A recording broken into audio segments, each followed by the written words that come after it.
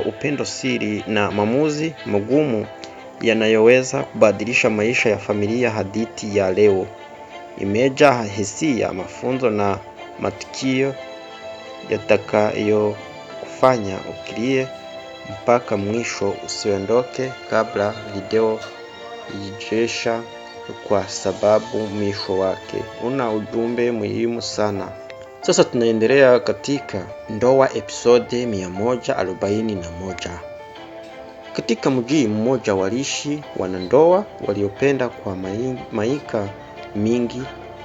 Mwanzoni walikuwa mfano wa upendo na mshikamano.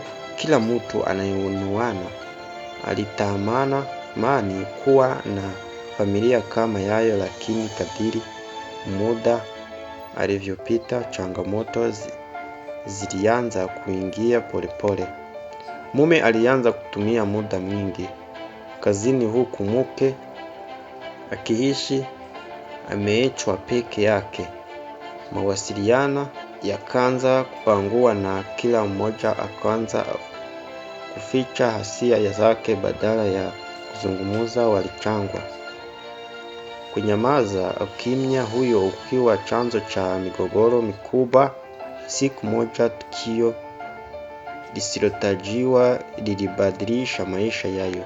Siri ambayo ilikuwa imefichwa kwa miaka mingi alianza kufichuka. Watu wa karibu walinasa nafasi hii ya kueneza uvumi, na hali ikiwa mbaya zaidi. Je, wanandoa hawa wataweza kusameheana? Je, wanatokea ndoa yao, au kila mmoja atachagua njia yake? Endelea kutazama hadi mwisho wa simulizi hili.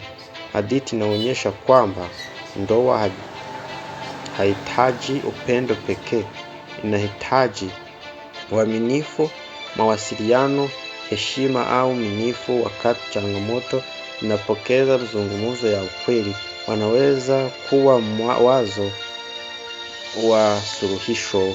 Sasa tunaendelea katika hitimisho ya ndoa episode 141.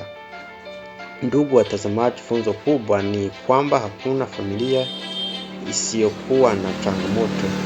Kinachofanya tofauti ni namna tunavyokaribiana nazo. Msamaha, uaminifu na mazungumzo ni msingi wa ndoa yenye amani.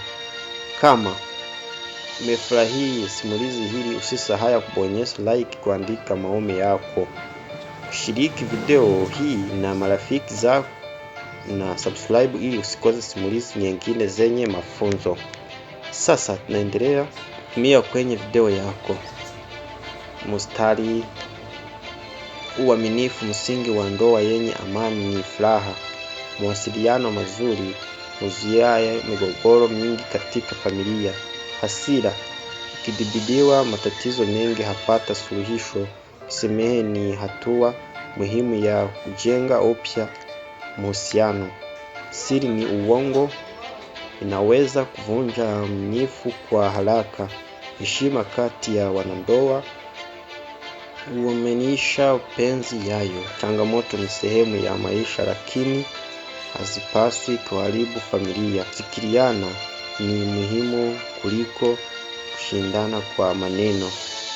Maamuzi ya haraka yanaweza kuleta majuto makubwa. Ushauri wa busara unaweza kusaidia hatua migogoro. Uvumilivu ni nguzo muhimu ya ndoa yenye mafanikio. Upendo wa kweli unaonekana wakati wa matatizo, si wakati wa raha pekee. Familia yenye umoja kushinda changamoto kwa urahisi zaidi. Kila kosa linaweza kuwa funzo ikiwa mtu yuko tayari kujifunza. Tujenge mahusiano yetu kwa upendo, heshima na uaminifu, ili kuishi maisha yenye furaha. Sasa tunaonana muri video ijayo. Asante kwa kutazama. Tunaonana kwenye video ijayo. Kwaherini.